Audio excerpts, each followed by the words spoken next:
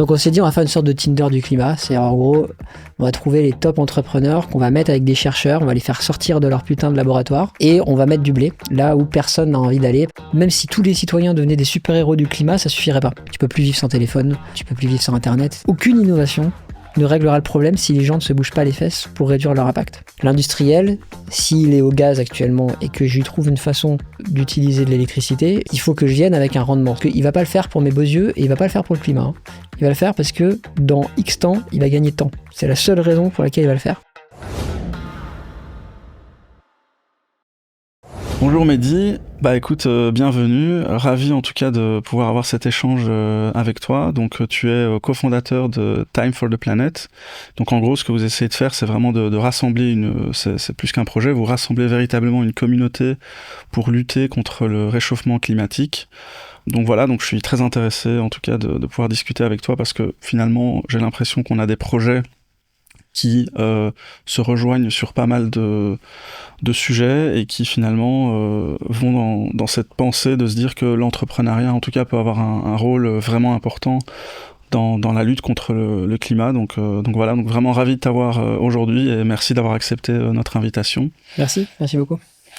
Je vais peut-être commencer tout simplement par la question simple, juste commencer par un petit peu te présenter, peut-être expliquer aussi la jeunesse du projet, ce qui t'a amené aussi à vouloir te lancer là-dedans. Eh bien, moi je suis entrepreneur depuis toujours. J'ai commencé quand je faisais mon master de droit, je m'ennuyais considérablement sur les bancs de la fac. J'ai monté une boîte qui s'appelle Vitacolo, qui fait des séjours pour enfants. Et en fait, cette boîte, je ne l'ai pas créée parce que j'avais envie de monter une entreprise, je l'ai créée parce que j'en avais marre que les gamins en situation de handicap puissent pas partir en colo sur des séjours avec des enfants qui n'ont pas de handicap, voire pas du tout. Et donc en fait, cette entreprise, sa particularité, c'est qu'elle utilise 100% de ses bénéfices pour financer le départ des gamins en situation de handicap. Okay. Et en fait, assez vite, je me suis rendu compte de la puissance du modèle entrepreneurial parce que on était dans une situation où, en gros, tout le monde disait « Ouais, il y en a marre, faut que l'État finance et que les gamins ils puissent partir et tout », à une situation où, en fait, même si l'État ne finance pas, en fait, on arrive à les faire partir quand même parce qu'on fait du fric et que ce fric, on l'utilise pour ça. Et donc j'ai aussi découvert beaucoup la puissance du marketing. En fait, ça a marché assez vite. On s'est retrouvé très vite avec 2200 séjours au bout de 3-4 ans.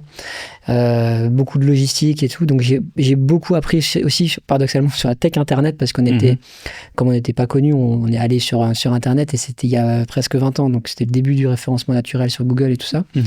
Et donc après, j'ai monté des startups dans la tech internet dans l'idée de monter une entreprise qui créerait des projets réglant des problématiques sociales. À ce moment-là, je n'avais pas du tout de notion environnementale. Je savais que c'était pas incroyable la pollution, mais c'est tout quoi. Ouais. Et puis à un moment, j'ai pris une grosse claque climatique en écoutant Jean Covici notamment. Et puis ce qu'on appelle les collapsologues, les gens qui étudient l'effondrement des civilisations. Et là du jour au lendemain, je me suis dit mais alors en fait, qu'est-ce que je suis en train de foutre là ? J'étais dirigeant d'une boîte qui développait un logiciel pour se référencer sur Google. Mais ça a changé tes priorités dans la vie en disant en fait... Parce qu'à la fin, il y aura toujours un qui sera premier, un deuxième, un troisième. En fait, au final, on s'en tape. Et donc, du coup, je me suis dit, bon, allez, qu'est-ce que je peux faire de plus ambitieux possible sur le sujet du climat ? Alors évidemment, après avoir moi-même adapté mon mode de vie, donc je suis devenu végétarien, je me déplace en vélo, je fais tout ce que je peux faire avec mon mode de vie pour réduire mon impact. Et en fait, le truc qu'avec mes amis, donc Nicolas Sabatier, Arthur Aubeuf, Laurent Morel et Denis Gala-Garcia, on s'est posé la question, qu'est-ce qu'on peut faire ensemble ? Et je me suis dit, il y a quand même des innovations qui permettraient, si elles devenaient mondiales, de baisser les émissions de CO2 à grande échelle. Toi, t'en es un exemple.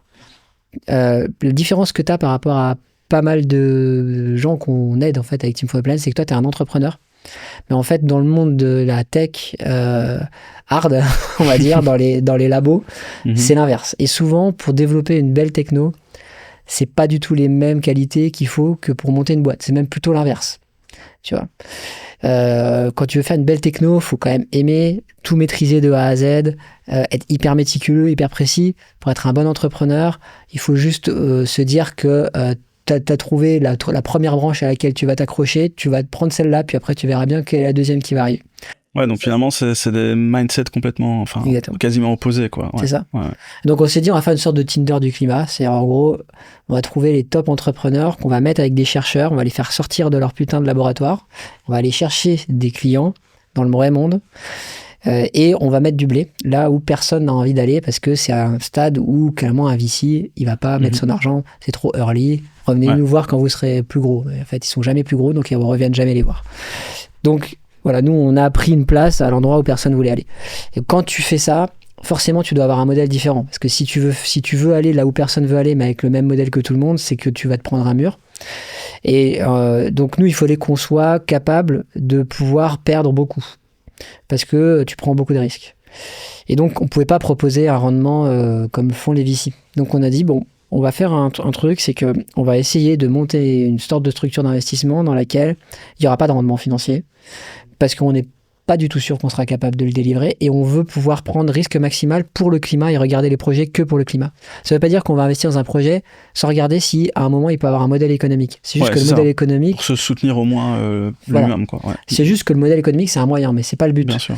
Tu vois, je vais te donner un exemple très, très concret, mais tu prends une boîte comme Cool Roof qu'on a investi, c'est des mecs qui peignent avec une peinture un peu spéciale quand même, les toits en blanc. Ouais, tout simplement pour éviter l'absorption de chaleur. Et, c'est ça. Tu supprimes le besoin de clim ou tu le réduis considérablement. Ça restera toujours une boîte de peinture. Ça sera jamais méta, tu vois. Donc un VC, il va pas aller investir là-dedans. Et le CO2 que ça t'évite par euro de chiffre d'affaires, c'est monstrueux. Donc nous, voilà. Après, on a aussi, en fait, voilà, en faisant, on s'est rendu compte aussi qu'on investissait dans des trucs qui peuvent rapporter beaucoup, beaucoup d'argent. Donc c'est de l'argent qu'on pourra réinvestir aussi. Trop cool. Et juste pour donner un peu aujourd'hui une idée de ce que ça représente, tu vois, je sais pas, nombre d'investisseurs, les fonds levés, les projets, juste une idée un peu comme ça. Ouais, en gros, 40 millions de levées, 130 000 actionnaires. Et ça, c'est un peu si tu veux, le truc qu'on a découvert en faisant, c'est qu'il y a beaucoup de nos actionnaires qui ont investi dans le projet, même pas vraiment parce qu'ils trouvaient ça fantastique d'investir dans des innovations, mais parce qu'ils ont adhéré à une vision de l'écologie qui est complètement radicalement différente de ce qu'il y a eu jusqu'ici. Et ce qu'il y a eu jusqu'ici, je dis pas que c'est mal, je dis juste que nous, on a pris le contre-pied. Moi, j'ai été sensible à la culpabilisation, au côté... comment dire, la situation est grave, c'est catastrophique, etc. Moi, ça m'a mis en action, tu vois. Parce que j'ai eu un deuil qui a duré 3 jours et après, je me suis dit, bon, ok, c'est la merde, mais on peut se bouger. Il y a des gens, ils peuvent rester 3 ans, voire une vie entière dans le côté on va tous crever et ne pas s'en sortir. Ouais.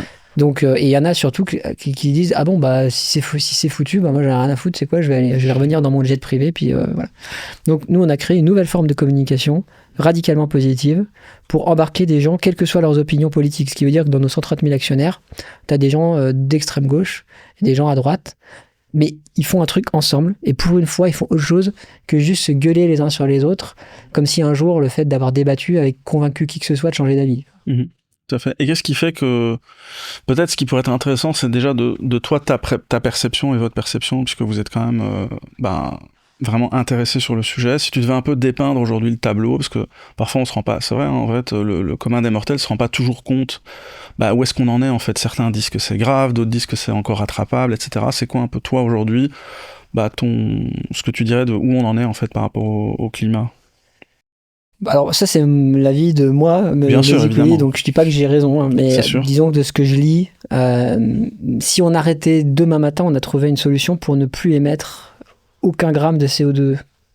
On sera quand même à plus de 2 degrés en 2100 et même en fait. Donc on a déjà passé un point finalement de non-retour sur. Les gaz à effet de serre, il reste 10 000 en atmosphère. Alors oui, on peut imaginer des systèmes pour les capter massivement. On a nous investi d'ailleurs dans un système comme ça, mais on pourra jamais éviter la catastrophe climatique. Elle est en cours, elle aura lieu, mais l'être humain, il est capable de vivre dans la catastrophe. Il est capable d'imaginer plein de voies. Donc tout est encore ouvert pour malgré tout avoir une humanité qui arrive à fonctionner dans ce système qui devient instable. Après, il faut bien avoir conscience que le climat n'est que un des problèmes et qui n'est pas forcément le pire. Parce qu'il y a la biodiversité qui est autrement plus complexe à gérer. Une autre question aussi qu'on se pose parfois, c'est de se dire finalement, tu as commencé par dire ton premier réflexe a été d'adapter toi d'abord individuellement avant de lancer donc ce projet. À quel point tu penses aujourd'hui que les personnes peuvent avoir un impact versus les produits qu'on consomme, parce que parfois la sensation qu'on a, c'est de se dire oui, en fait, moi j'aimerais bien finalement consommer mieux ou faire mieux, mais parfois il n'y a pas vraiment les produits ou les services qui sont disponibles. Quelle est un peu ta vision là-dessus? En fait, il y a deux trucs qui tuent très fortement l'action écologique. La première, c'est cette idée que un truc va tout régler. Et l'autre, c'est la méconnaissance des ordres de grandeur.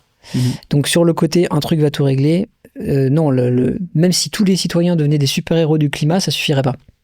Parce que tu dois continuer quand même à te transporter, tu dois continuer à te chauffer, tu dois continuer à exister.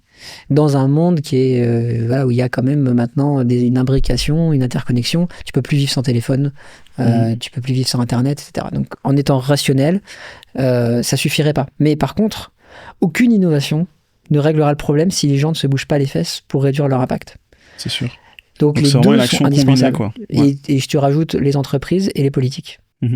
Et qu'est-ce qui fait qu'aujourd'hui, parce que c'est vrai, on pourrait se dire, ça fait quand même longtemps qu'on en parle du climat, etc., et on a quand même une sensation de, je vais pas dire qu'on est immobile, mais que vraiment, ça prend du temps, c'est lourd. Pour toi, qu'est-ce qui explique ça, en fait?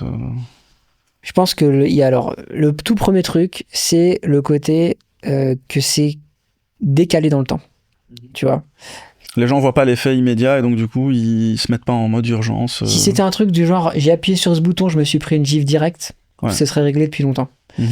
Ça c'est le premier truc. Et le deuxième truc, c'est le côté ouais mais en fait s'il y a pire, c'est pas moi le responsable parce qu'il y a toujours quelqu'un qui fait pire, tu vois. Et en fait et là je reviens aussi à la méconnaissance des ordres de grandeur, mais un truc vrai peut être ultra faux. Par exemple, quand on dit il y a je crois une centaine d'entreprises qui émettent 90% du CO2 mondial. Tu dis, ah bon, bah, en fait, interdisons ces 100 entreprises, problème réglé, tu vois.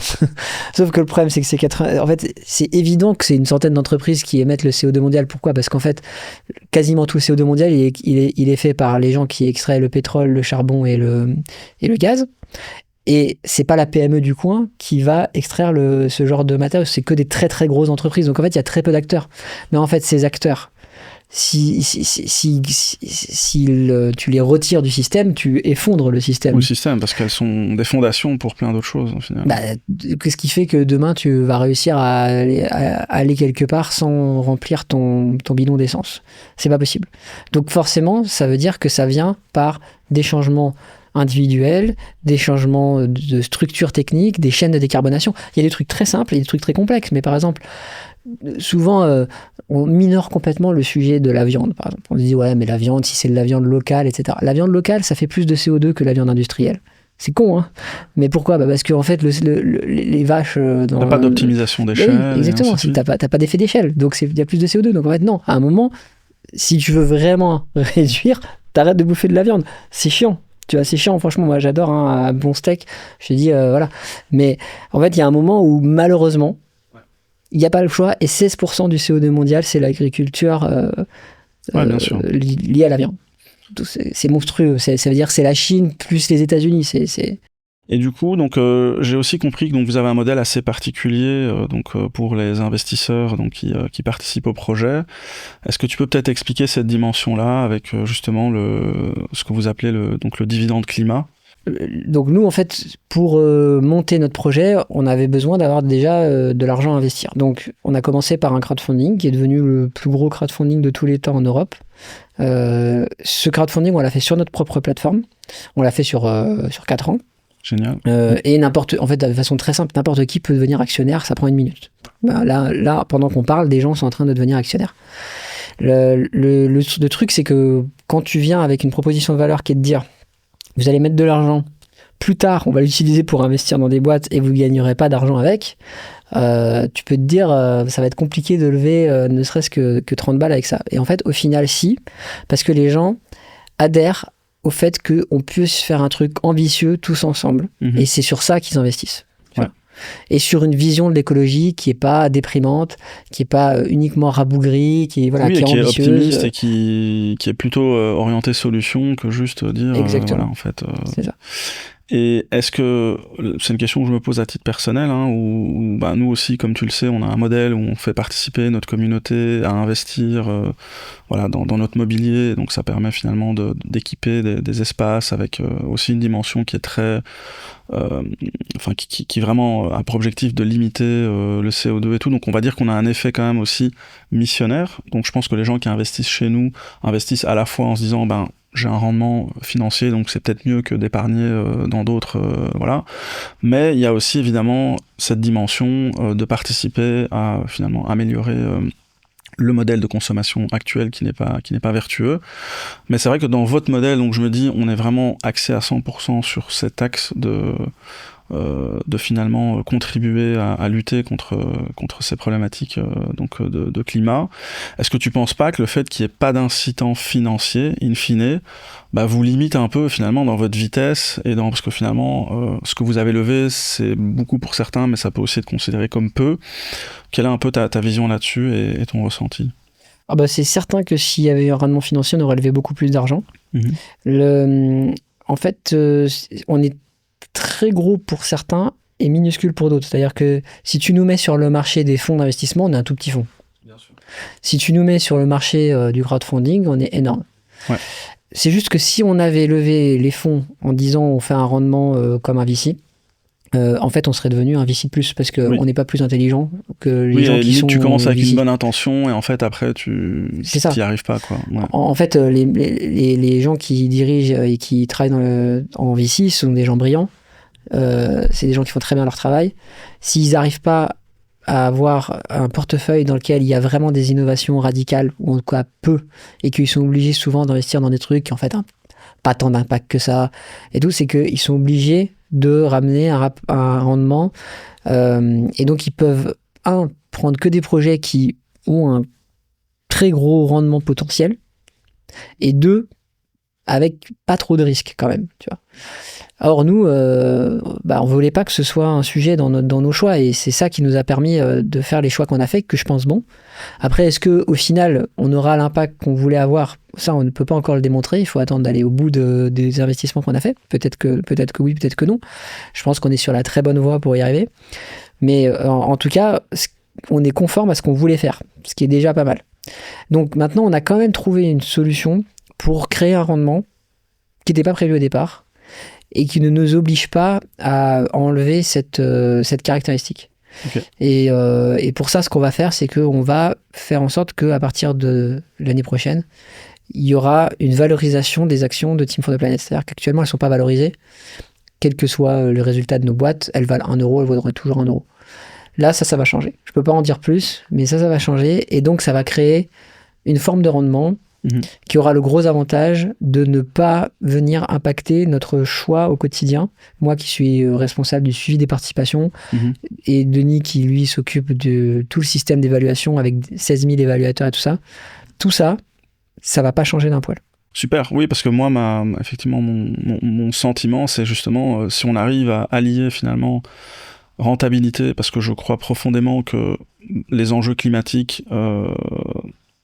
il y a une urgence et il y a des choses à faire, mais je pense qu'il y a aussi des opportunités en réalité financières, un peu comme tu l'as dit au début, où il y a des projets qui peuvent à la fois avoir un impact très important. Nous, on considère qu'on est dans ce cas de figure-là, tout en étant aussi très rentable et donc tout en délivrant finalement des rendements, et je pense que ça peut avoir un effet vraiment démultiplicateur encore plus puissant.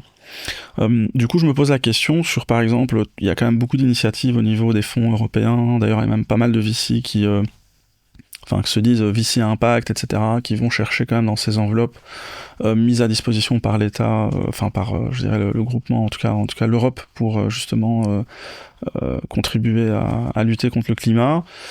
Est-ce que tu penses que ça n'a pas encore eu assez d'impact? Est-ce qu'il y a quelque chose qui est dysfonctionnel dans ce système?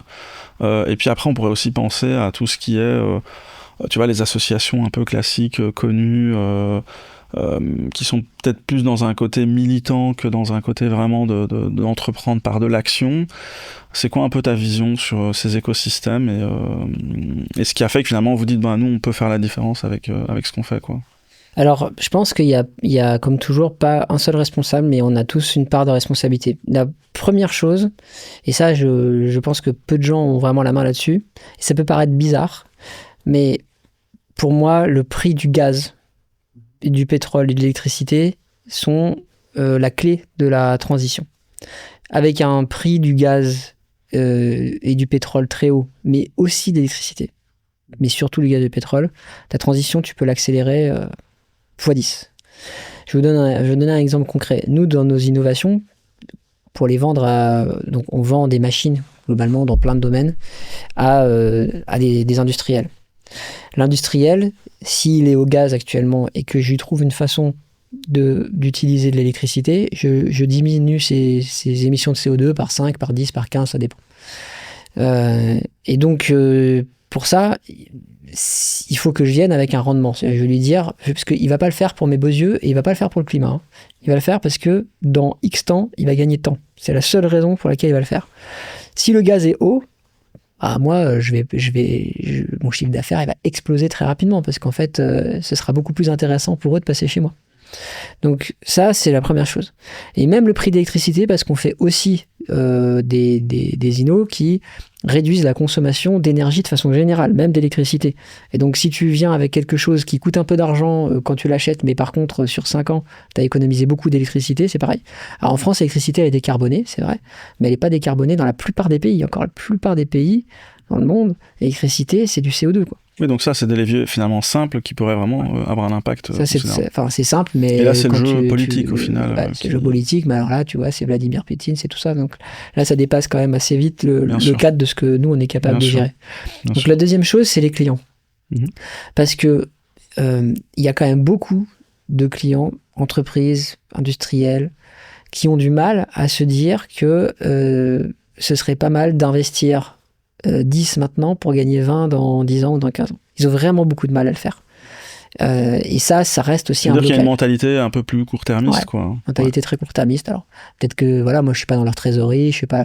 Mais je pense quand même que d'un point de vue mindset, il y aurait quelque chose aussi à faire évoluer là-dessus. Et après, t'as le monde financier, où il y a une aversion quand même au risque, où il y a peu d'acteurs qui vont vraiment se poser la question de comment je peux faire pour aller vers des innos qui auraient beaucoup plus d'impact, d'être vraiment rigoureux là-dessus, de vraiment étudier l'impact CO2 des investissements dans lesquels ils pourraient mettre leurs sous. Et donc là, je pense qu'il y a aussi quand même une amélioration possible à cet endroit-là, mais parce que voilà, leur LPs aussi leur demande des rendements et que en fait, le patron du fonds, c'est le LP, hein, donc tout ça, c'est imbriqué. Hein. D'ailleurs, j'allais te demander, parce que tu as donné quelques exemples, je trouverais intéressant d'avoir quelques exemples clés comme ça de boîtes que vous avez financées, un peu, ça pourrait donner une idée un peu se projeter un petit peu. Je vais en donner 2-3 qui sont très différents, comme ça donne un peu. Ouais. Donc la première dont je vais parler, c'est Monoméris. Alors Monoméris, c'est vraiment dingue. Pour comprendre à quel point c'est dingue, il faut comprendre pourquoi est-ce qu'on a un bordel incroyable dans le monde sur le plastique. Le gros problème du plastique, c'est que c'est très difficile à recycler parce que quand tu récupères du plastique, tu récupères pas un même type de plastique, tu récupères du plastique bordélisé. Tu as plein de types de plastique différents. Et donc, il faut des machines énormes qui coûtent très cher pour les trier pour ensuite ils soient recyclés. Et même quand tu fais ça, que tu as ta machine énorme, que tu as fait ton truc. Tu n'as pas la même qualité de plastique. À la fin, tu récupères un plastique recyclé qui peut plus être recyclé et qui en plus émet plus de microplastiques que le plastique originel. Donc ça, c'est quand même un vrai problème. Monoméris vient en réglant totalement ça, c'est-à-dire que tu peux tout mettre dans la machine, en mélanger. Et la machine, au lieu de te sortir un plastique recyclé, elle va te sortir une matière première, un monomère, qui est une matière première que tu peux utiliser pour faire autre chose que du plastique. Ça t'évite d'être toujours en train de remettre du plastique en plus dans le marché, et tu sors de ce cycle-là. Et ça peut être des monomères, c'est utilisé potentiellement pour faire à peu près tous les biens qui sont créés dans l'industrie. Donc là, tout ce qui est autour de nous, ça a été créé à partir de plusieurs monomères différents qui ont été combinés entre eux pour faire des polymères. Ça, c'est un exemple. Deuxième exemple, qui est vraiment très simple à comprendre, les bateaux de la marine marchande, il y en a 100 000. Ces 100 000 bateaux, ils font à peu près 4-5% du CO2 mondial. Et on a Beyond the Sea qui vient mettre un kite géant sur les bateaux Il n'y a pas besoin de changer la configuration du bateau, ça se pose et ça prend pas la place d'une marchandise, donc ça coûte pas en termes de placement de marchandises, et ça te baisse de 20% les émissions de CO2 de ton bateau.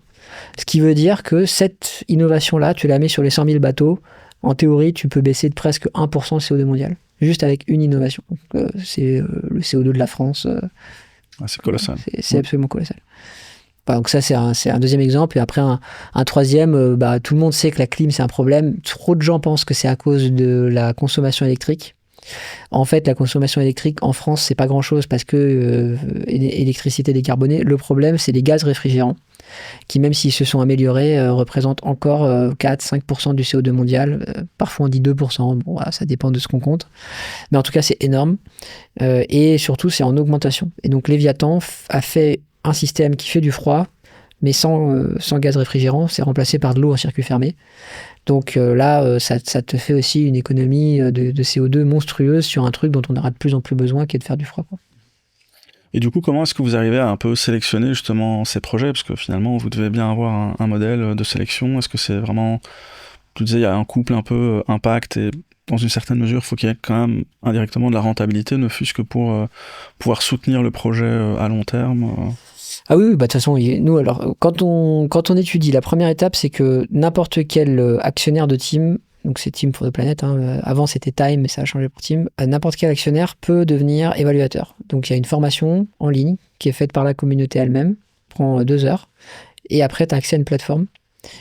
Tu vas pas dire si ça marche ou pas, on va pas demander aux gens de savoir si les sels fondus de monoméris, ça fonctionne.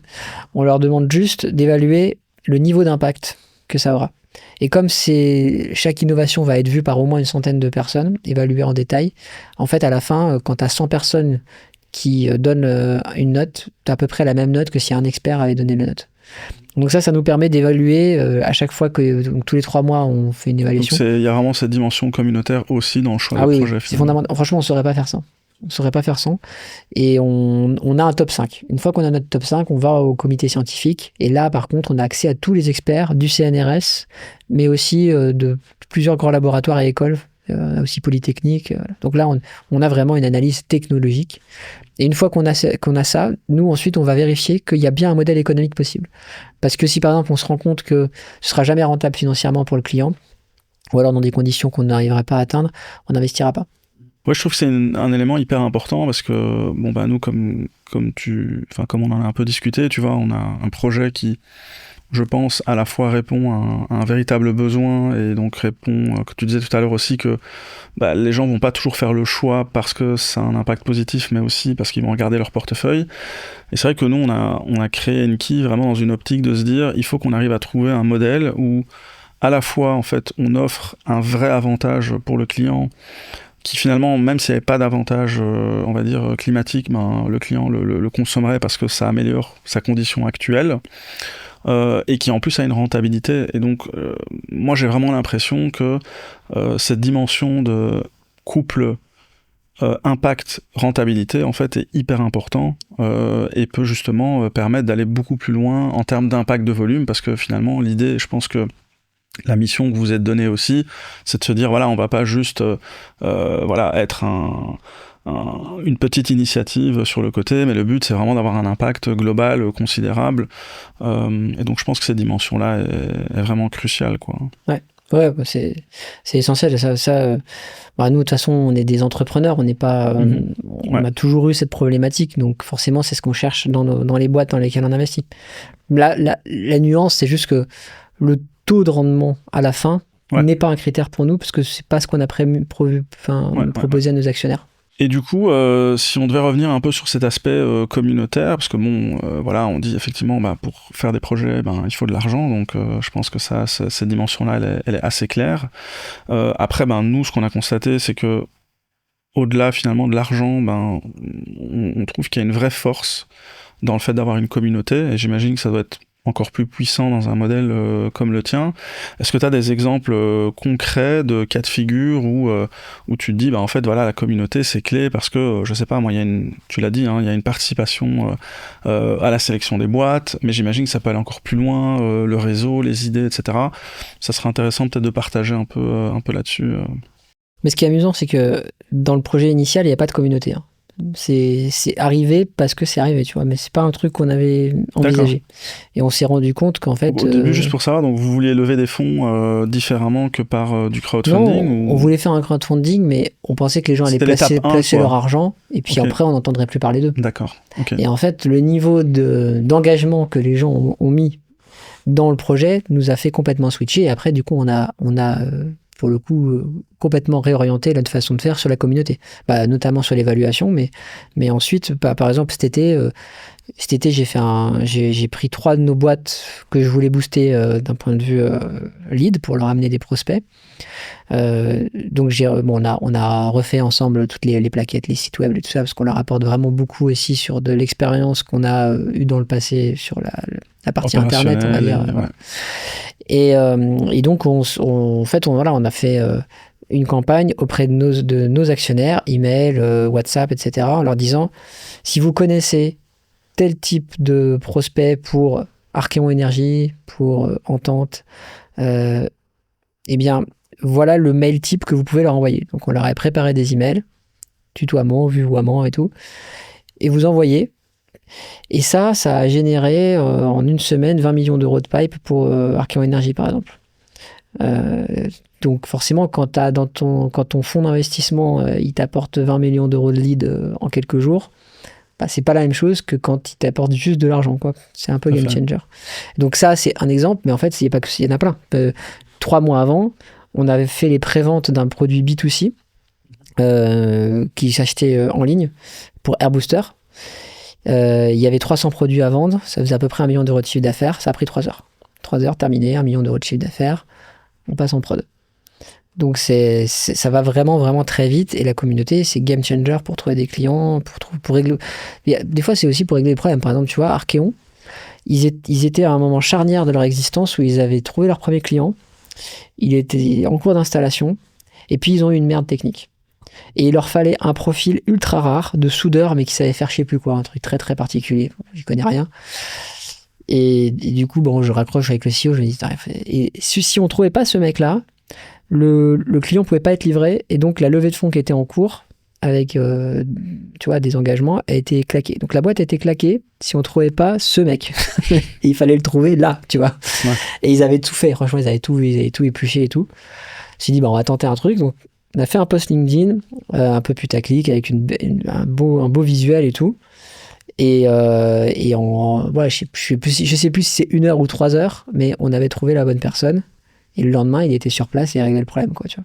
Ouais, donc en fait, c'est quelque chose auquel vous vous attendiez pas. Et en fait, là, tu te rends compte à quel point, finalement, le modèle communautaire, il est clé, quoi. C'est game changer quand ta page... la page de ton entreprise, c'est la plus grosse page climat en France qui a fait 400 000 followers, que quand tu as besoin d'un truc, tu peux demander à 130 000 personnes, que dans ces 130 000 personnes, tu as des milliers de chefs d'entreprise, tu as des gens qui sont directeurs de cabinet dans les ministères, tu as des ministres même déjà en exercice, on a des capacités, pareil, on a des fois des problèmes de lobbyisme aussi qu'on a réglés, parce que c'est arrivé que, par exemple, des concurrents indirects veuillent faire supprimer des avantages fiscaux ou des choses comme ça. Mmh. Nous, on a eu l'info. On a le WhatsApp de la ministre. Tac, on dit attention, il y a ce truc-là. On connaît le directeur de l'ADEME, on connaît le président de l'ADEME. Et du coup, à chaque fois qu'il faut régler un truc, on peut agir directement pour sauvegarder les intérêts du climat, tu vois. Ça c'est hyper puissant, et c'est vrai que si on avait été juste mettons par exemple que tu vois on ait vendu nos boîtes 50 millions et qu'on avait 50 millions à mettre tout seul, mais ça n'aurait pas du tout été la même aventure, ça n'avait rien à voir. Non, je te rejoins totalement là-dessus, et nous, dans une moindre mesure, en tout cas, on constate aussi que voilà, le fait d'avoir été sur cet enjeu communautaire, ça a un impact énorme. Nos clients investisseurs, du coup, participent à parler de notre modèle à plein d'autres autour d'eux, et ainsi de suite, et on se rend compte à quel point, en fait, la communauté, c'est ultra vertueux, quoi. Donc c'est clair. Et petite question aussi, parce que j'imagine que quand on fait ce que vous faites, il y a quand même à un moment donné aussi un besoin de transparence important, tu vois, on pourrait se dire bon ok, est-ce que les projets ils ont vraiment un impact? Qu'est-ce que vous avez mis en place aujourd'hui pour vraiment continuer à animer cette communauté, et surtout leur montrer que finalement leur argent il est bien investi et que ça a un impact, et ainsi de suite? Je pense que c'est un enjeu qui est très important dans un projet comme ça. Bah, ce qui est difficile dans la communication avec une grosse communauté, c'est que tu as plein de cercles. Tu as ceux qui entendent parler de toi une fois de temps en temps. Et donc, eux, il faut juste qu'ils aient toujours l'impression que tu es là parce que c'est hyper diffus. C'est juste qu'ils voient passer un mail par-ci par-là, ils les ouvrent pas forcément. Ou alors, ils sont même pas actionnaires, mais ils voient passer des posts. Donc, eux, c'est dur de les informer, si ce n'est que, comme on fait régulièrement des grosses opérations, ça leur permet de voir notre marque dans la presse, sur LinkedIn. Voilà. Ça, c'est vraiment un truc, c'est l'effet de halo, quoi, tu vois. Après, tu as les actionnaires qui veulent quand même se dire, bon, quand même, j'ai mis 1000 balles dans ce projet. Est-ce que c'est sérieux, est-ce que ça délivre, mais qui vont pas aller se taper le rapport d'activité qui fait 100 pages. Eux, en fait, on fait régulièrement des opérations de transparence en leur disant voilà où est-ce qu'on en est sur les différentes boîtes. Il y a la newsletter aussi, pas forcément le truc que tout le monde va non plus lire, mais voilà. Donc on leur donne. Et après, tu as ceux qui veulent vraiment suivre.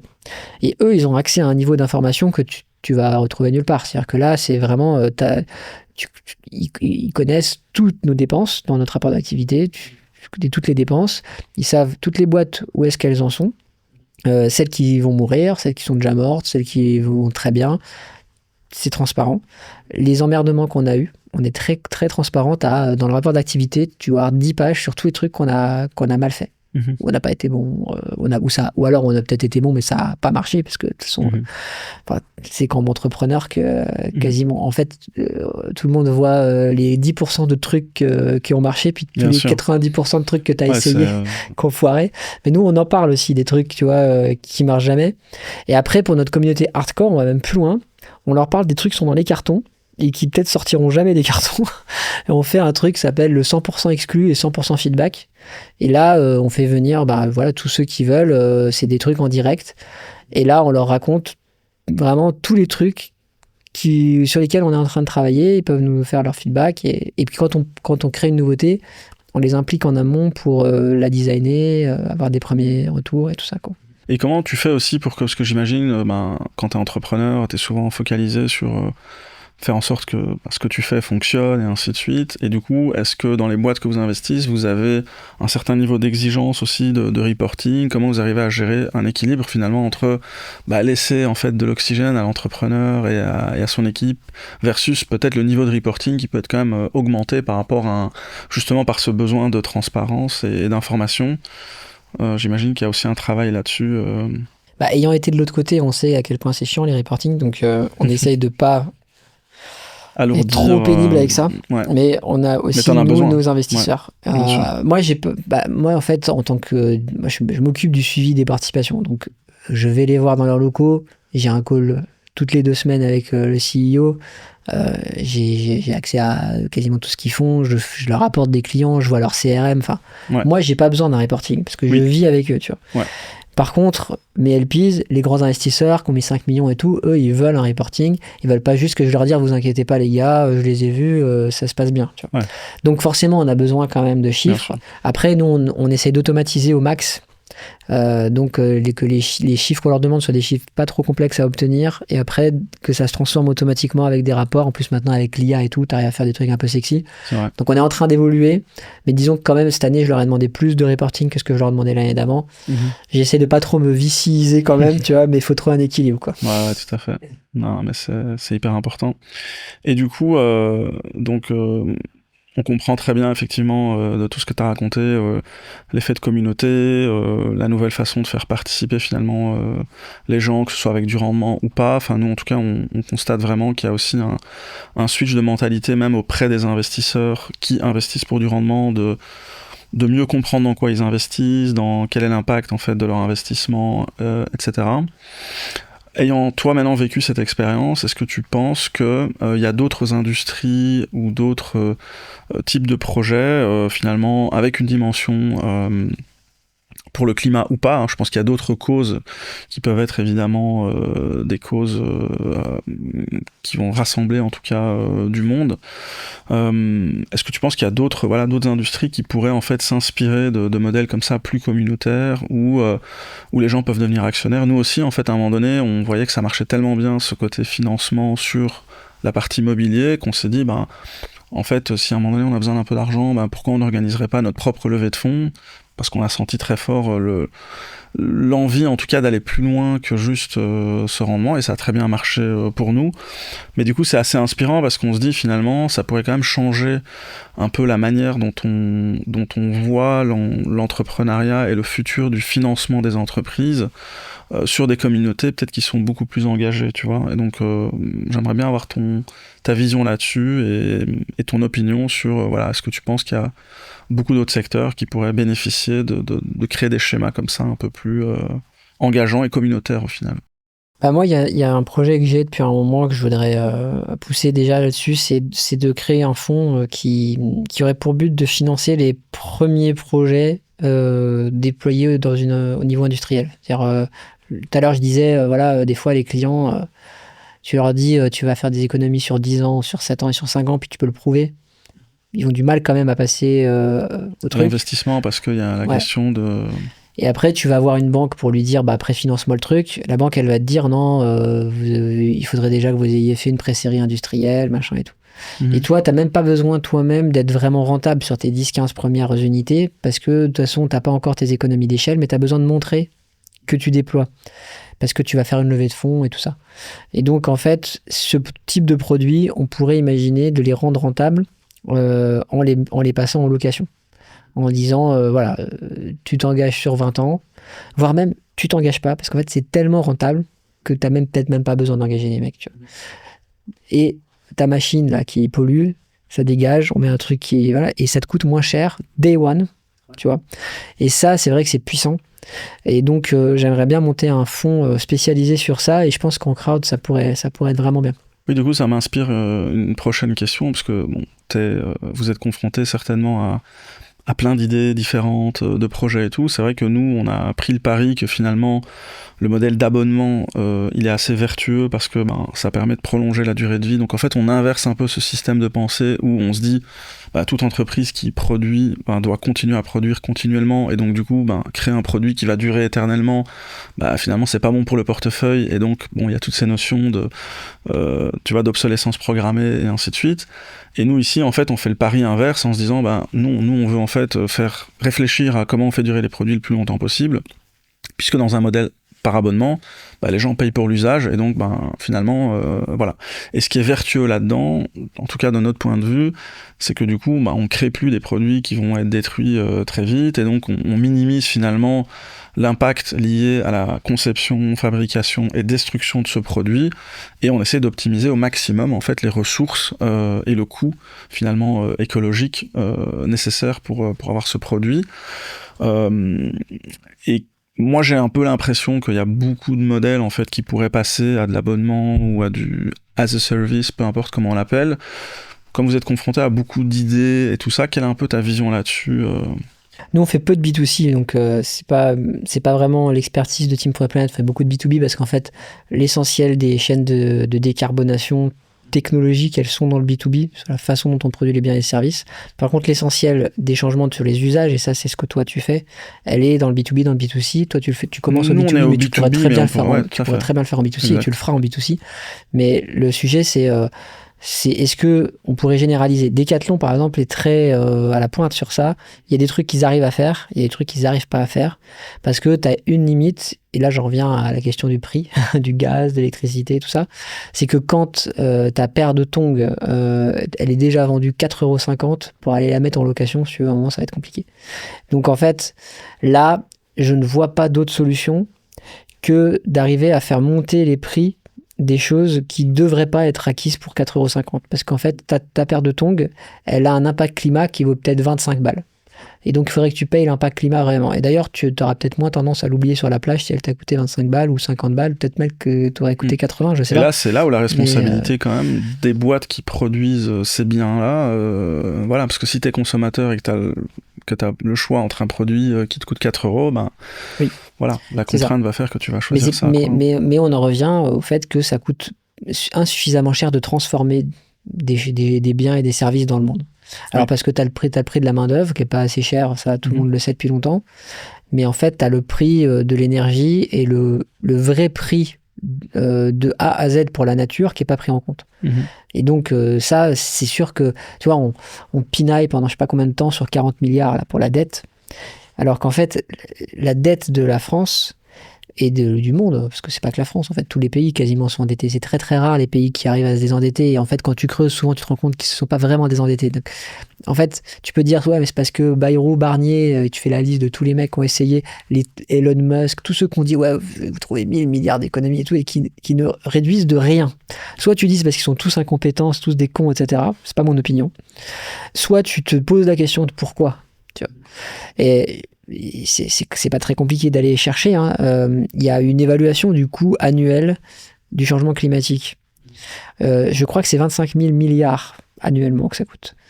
La totalité du chiffre d'affaires du gaz, du pétrole et du gaz, c'est 3 ou 4 fois moins que ça.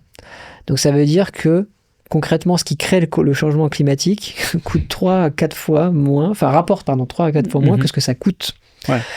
Quand je te dis que le prix du gaz, c'est pas le bon prix du gaz, bah ça montre, tu vois, là, tu multiplies le prix du gaz par 4 ou par 5, ça veut dire que tu vas multiplier le prix de tous les trucs qui sont faits avec du gaz par 4 ou par 5, ça va calmer le jeu tout de suite, hein, tu vois, pour le climat. Ouais, tout à fait. Mais ça, c'est pas un truc sur lequel nous, on a la main, quoi. Écoute, franchement, je trouve que c'était hyper intéressant tout ce que tu nous as raconté. Merci beaucoup. J'ai une dernière petite question, c'est de savoir un peu, voilà, aujourd'hui, je sais, vous avez pas mal communiqué sur le montant d'1 milliard, hein, qui est un peu le montant symbolique que vous souhaitez lever, etc. Ça fait déjà un petit moment que vous avez démarré, que vous avez un peu comme dans tout projet, en fait, on se projette et puis on se confronte à la réalité et tout, et parfois on se dit en fait mon marché ou mon projet peut avoir un impact encore plus grand, etc. Aujourd'hui, comment tu vois un peu l'avenir, c'est quoi un petit peu tes espoirs et tes projections, en fait. En fait, tu sais, quand tu démarres un projet comme ça, tu sais absolument pas quel est le maximum que tu es capable d'aller atteindre. Et puis surtout, au tout début, en fait, par quoi tu commences? Parce qu'en fait, tu rencontres des gens qui ont des techs, mais ils n'ont pas vraiment envie de t'écouter parce que tu n'as pas d'argent. Puis après, tu vas rencontrer des gens qui pourraient mettre de l'argent, mais tu n'as pas de tech. Ils te disent, reviens-moi quand tu as des choses concrètes, tu vois.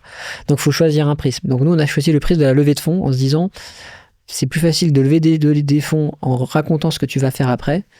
Donc, on a fait ça. Et on cherchait un moyen de dire, ce projet-là, c'est pas un projet comme les autres, c'est un projet ambitieux. Et donc cette histoire de milliards, elle est venue du fait de dire comment on pourrait en une phrase dire ce projet il est ambitieux. En fait, on n'a jamais eu l'intention de se dire qu'on va lever forcément 1 milliard. Peut-être qu'on aurait pu lever plus, peut-être moins. En fait, on n'a jamais vraiment réfléchi à ça. C'était un mode de communication. Ça met la barre et ça donne un peu un contexte et se dire. Exactement. Et depuis que maintenant on investit, on se rend compte qu'en fait, c'est pas ça qui nous intéresse. Ce qui nous intéresse, c'est plutôt le milliard de chiffre d'affaires pour nos boîtes. Tu vois. Et donc là, en fait, on se focalise vraiment sur ça pour transformer nos innos en des... évidemment, on va pas faire 100%, mais si t'en as ne serait-ce qu'une qui devient gigantesque comme ça, l'impact, il est monstrueux, tu vois. Et donc, on se concentre surtout sur ça, et donc le milliard, pour moi, il sera atteint là. Génial. En tout cas, je voulais encore te remercier pour ta présence aujourd'hui, pour quand même cet engagement important que vous faites, toi et tes associés, sur ce projet, parce que je pense que c'est quand même c'est un combat qui est important. Je pense que parfois, y a toujours des contre-courants là-dessus, donc je suis assez admiratif de ce que vous faites. Et vraiment, c'était un plaisir, en tout cas, d'échanger avec toi aujourd'hui. J'ai encore une toute dernière question. Donc, comme je te l'ai dit, donc nous, on trouve intéressant, en tout cas, de mettre en lumière et de pouvoir échanger avec des personnes avec qui on pense que il y a une synergie, hein, dans le fait de impacter quelque part, avoir un business dans lequel il y a vraiment un impact communautaire, que ce soit au niveau financier, que ce soit au niveau des initiatives ou de la réflexion collective. Et du coup, est-ce que tu penses qu'il y aurait d'autres personnes que je devrais rencontrer? Est-ce qu'il y a des personnes en particulier à qui tu penses comme prochain invité que je pourrais rencontrer pour avoir une discussion aussi intéressante que celle qu'on a pu avoir?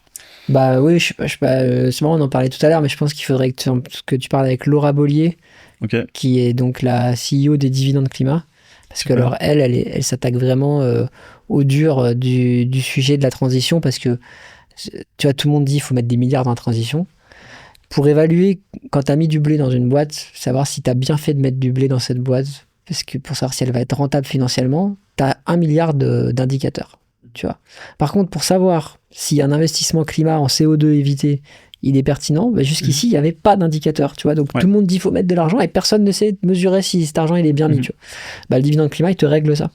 Okay. Et donc, voilà, je pense que ça va assez vite rentrer dans la loi. Enfin, ça commence à bien déployer. Donc, ça vaut vraiment le coup de la rencontrer.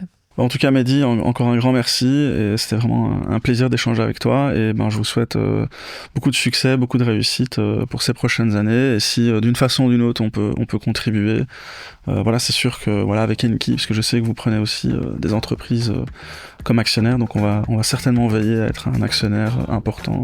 Merci beaucoup, c'est gentil. Merci beaucoup.